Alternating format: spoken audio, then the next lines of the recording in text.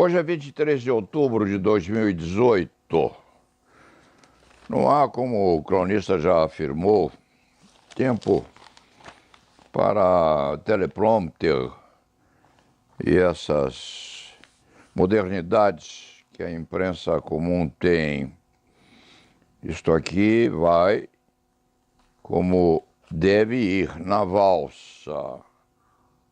O cronista é um profissional há 62 anos e precisa trabalhar direitinho.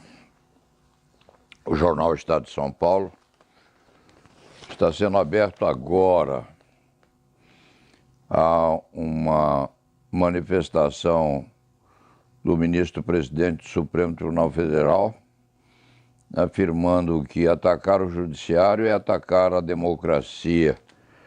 Refere-se, é claro, à infantilidade de um dos filhos do candidato Bolsonaro à presidência, o pai, à presidência da República. O moço disse algumas coisas absolutamente inadequadas ao Supremo Tribunal Federal e o Brasil inteiro sabe disso, ouviu e comentou. E o candidato, indagado a respeito daquilo que o filho fez, disse: já adverti o garoto, é coisa do passado. Não é coisa do passado, não.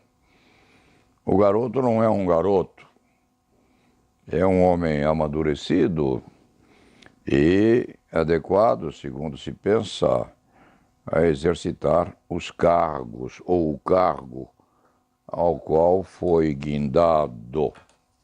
E o pai dizer que já advertiu o garoto, o que significa isso?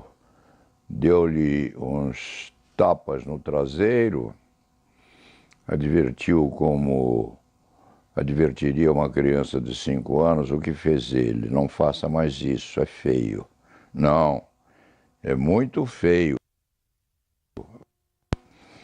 Manifestação de ministros do Supremo Tribunal Federal.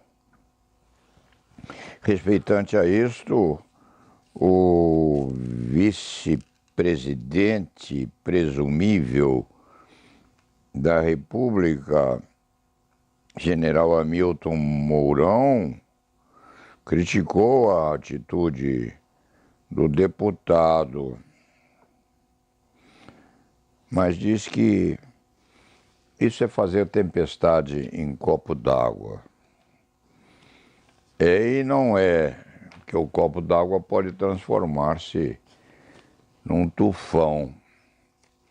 A seguir, aqui, numa página sequenciada, aquilo que desperta o entusiasmo e o interesse deste este advogado criminal metido a Sherlock Holmes.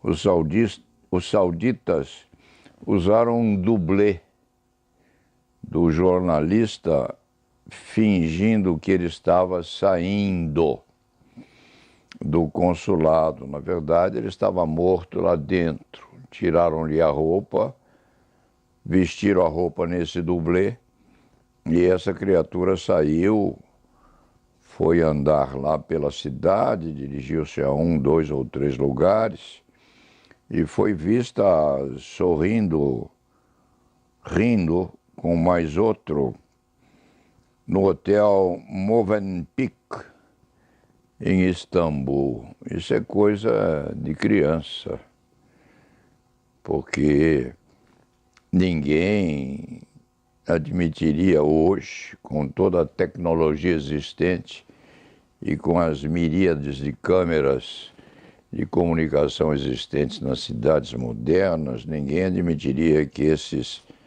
homens pudessem sair com essa roupa, fingindo serem o jornalista, ser o jornalista, um deles, entendendo que poderia ou poderiam enganar o povo. Não enganaram, não. Não enganaram, não. porque isso ficou muito ruim. Aliás, parece que um dos homens, segundo o diário Yeni Safak, lá de Istambul, um dos 15, teria telefonado para o gabinete do príncipe herdeiro Mohammed bin Salman, a partir do consulado. Se telefonou de lá, com certeza a ligação foi gravada, porque os turcos não são bobos, devem ter câmeras de captação de áudio e vídeo dentro do consulado da Arábia Saudita em Istambul. Mais adiante,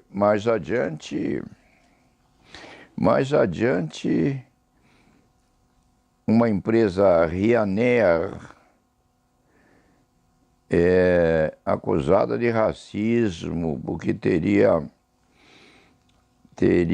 prejudicado uma senhora de cor negra que estava num dos assentos e agredida por um dos passageiros, agredida verbalmente.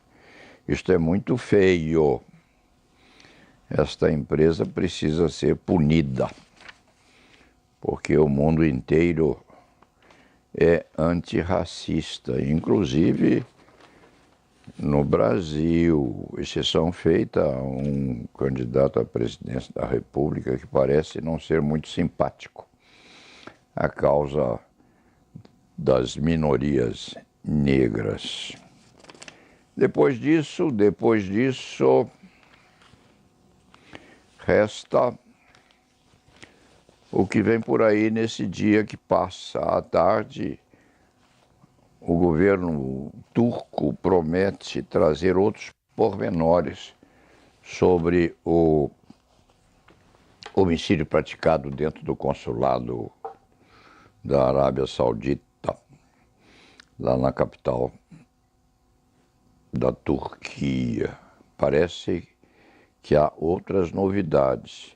E no meio disso, o articulista confessa que se enganou outro dia quando afirmou que os interesses dos Estados Unidos na Arábia Saudita atingiriam 10 bilhões de dólares. Não, errou. São 110 bilhões de dólares. E Trump, o presidente dos Estados Unidos da América do Norte, tem realmente um osso de galinha na garganta, porque se ele mantiver os interesses comerciais dos Estados Unidos lá na Arábia Saudita, com o príncipe herdeiro, etc., ele estará dando um valor muito pequeno ao defunto esquartejado, que estava, inclusive, sendo articulista de um jornal norte-americano. Quanto vale o defunto? 110 bilhões de dólares? Quanto vale cada parte do corpo dessa criatura esquartejada? Quanto vale a cabeça, o pé esquerdo, o mindinho do pé direito? Como se vai fazer o desconto dessas aplicações nos Estados Unidos? É um embaraço muito grande ao príncipe herdeiro, que afirma não ter nada com isso. Para prová-lo, há de precisar condenar severamente essas 15 criaturas que vieram lá da Arábia Saudita, do Riad, e inclusive o especialista em decapitação e defraudação de corpos humanos. Que coisa tragicômica, trágica sim, cômica nunca, trazerem um especialista em dicotomização de corpos humanos para realizar essa tarefa nefanda dentro de um consulado. Há mais uma notícia aqui correspondente a uma atividade menos honesta ou desonesta de empresa que teria teria difundido ou divulgado milhões de notícias pelo Facebook, contratada profissionalmente para isso pela seção ou pelo departamento adequado da campanha de Jair Bolsonaro. 12 milhões de notícias mandadas eletronicamente para o meio social. Isso produz efeito, sim. Produz efeito de convencimento fictício de que há maioria internacionalmente avantajada sobre o candidato opositor. Isso é crime. Isso é ilícito, sim, praticado por uma empresa cujo nome não importa. O jornalista não há de dizer o nome do responsável ou do casal responsável por isso aí, mas parece que o general vice-presidente já se beneficiou disso também numa oportunidade pouco anterior a esta, da candidatura de ambos à presidência da República. É preciso saber o que se vai fazer respeitante a isso. Aquela frase ou aquela conduta do filho do Jair Bolsonaro parece a de passar batida. O candidato já advertiu o garoto. Não é garoto, não. É um homem feito e candidato vencedor a deputado federal, se o cronista não se engana. Não basta uma advertência de pai a filho. É preciso que se compactue, inclusive nos meios sociais, que essa frase do candidato vencedor ofende seriamente a Suprema Corte brasileira. Ver-se-á o que vai acontecer. E lá na Vevá.